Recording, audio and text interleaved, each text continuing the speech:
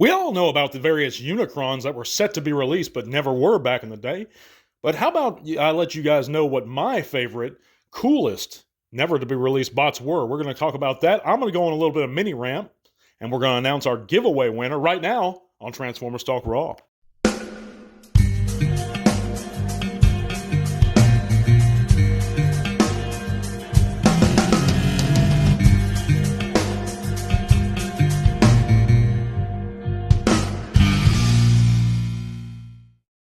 That's right, botheads. Welcome back to another TTRP. That's a Transformers Talk Raw podcast on YouTube and Spotify. Wherever you're coming from, I'd like to thank you for listening and taking some time out of your day on this weekend. Hope you're getting a chance to relax.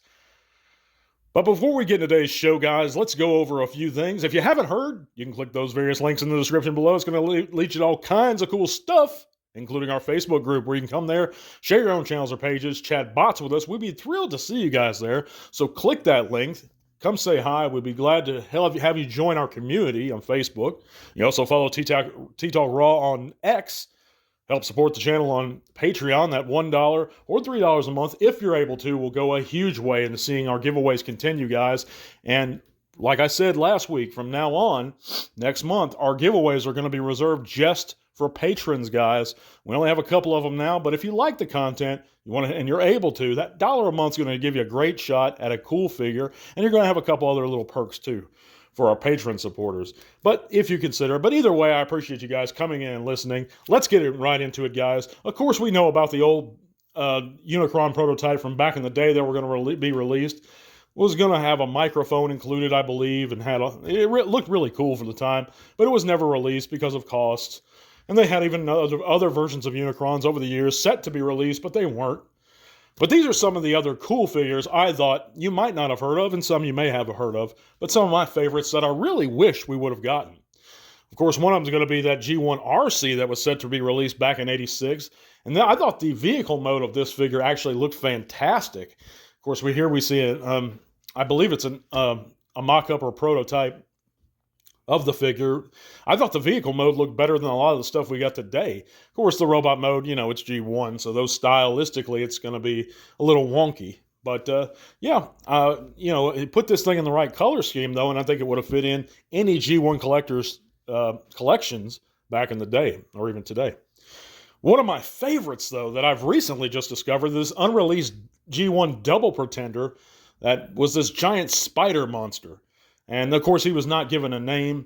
I presume he would have been Decepticon, since most 99% of the Decepticon or the monster pretenders were Decepticons. There was a couple that weren't, like the Optimus Prime and the newer release Optimus Prime. I believe it was an exclusive, and Longtooth, I believe, who was originally supposed to be a Decepticon, but he ended up being an Autobot. But anyhow, I digress. This thing would have been cool, and as a double pretender, it presumably would have had something inside of it, and another robot inside of that. So I think this would have been awesome. It looked like the larger arms would have been articulated. I love the sculpt on some of these old pretenders.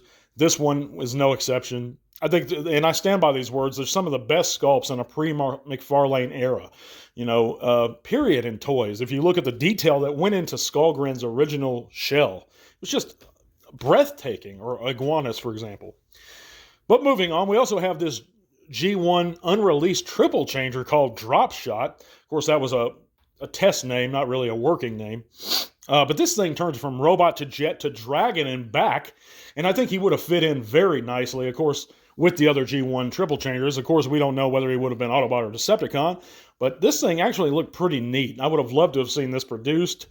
I thought the dragon mode's kind of wonky, or the dinosaur, whatever it's supposed to be. But the jet mode looks sweet. Very Leader 1 vibes here. But moving on, in a time where we didn't have too many options for this character, and that character being Shockwave, they actually made up a prototype of the Titanium, in the Titanium series line, of Shockwave. And I thought this thing looked fantastic again. And I think we could have used him because I think it was like 05, 06, 07 maybe. I don't know. I didn't do much research for this segment, guys. I just recalled some of the ones that weren't released, picked out a few of my favorites, and this one does look good. For the era he was in, I thought it would have fit in very nice in most people's collections. That's the early Chug, early classics, titanium, style figures. But we also have in recent times not gotten figures like the Speedia 500 Hot Rod that was promised to us by Hasbro. And of course, they opt out of it. I don't know if he's going to be released at some point moving forward, but I know this figure was put on hold at least. And I love this figure. I think it's one of the best molds Hasbro's ever done, if not the best Transformer ever released at retail, was the 86 Hot Rod. And of course, a G1 toy recolor version of the 86 Hot Rod I would have loved, featuring those darker maroons and those orange hands. I just love this figure, and I would have loved to have seen this repaint. But let me know in the comments what you guys think. What are some of your favorites? Are there any ones that I listed or some that I didn't mention? Of course, we have legendary ones like those old G2 Stunicons that were never released except for Breakdown, I believe, who was an original BotCon 96 exclusive. But again, let me know in the comments. We're going to move on to this week's news now, guys. We all enjoy that special something that may help us remember the good old days. It may be something Grandma had in the living room. It may be that special Christmas gift you begged for and eventually got. Or it may be something simpler. Whatever the case, you can not only help support the podcast further by checking out our eBay store, but you may just relive some of those old memories just by picking up that special item. The really cool part? We have a perfect selling record and offer free shipping on most items. So support the show a little more, if you like. Now, on to the news. And for all you Legend Scale collectors, we have some Dr. Wu images to share with you guys. The first one's their Legend Scale Broadside. Of course, these are gray images, so they're early prototype versions of their MS-37 Giant Axe. He looks really good for what he is if you're into Broadside and Legend Scale specifically. Check this one out. I think I have a picture of him posed with the Hasbro version of Optimus. And yeah, it looks about in scale according to the old size charts. But we also have color images of their prototype Legend Scale Alita 1, which is MS-35. Of course, this is a prototype too. She looks good too. It looks like in this version they're taking various cues from, I believe, not the last release of Alita 1, but Hasbro's previous release of Alita 1, which was a retool of the Kingdom Arcee. And she looks good. Like I said, it looks like it's taking a lot of cues from Hasbro's version of it, that one version. But anyhow, moving on, Skybound Comics now has a 4-page preview of Transformers number 9 up. That's viewable online. Of course, this features art by Daniel Warren Johnson, featuring Shockwave on the cover, and that issue is going to be out June 12th at any comic book dealers or book dealers near you guys. So check that out if you like. I think the cover looks fantastic, fantastic art. But moving on, we also have, courtesy of the Sunbow Marvel Script G1 Archives, we have storyboards for the original Sunbow episode Blaster Blues, which are available to view online. And these storyboards feature 150 actual images, guys, never before seen, of that classic episode. So go online, check that out. Now, again, that's via the Marvel Sunbow Script G1 Archives. But we're going to talk about this week's poll results now, guys. Check out the poll results. And of course, last week I asked the question, who is your absolute favorite Gestalt? And out of 176 people that voted and participated in that poll, a whopping 56%, which is over half, chose a classic choice in Devastator. So by far and away, he is the most popular Gestalt amongst the fans that participated in our polls. And I think overall, I kind of get that vibe anyway. He is very classic.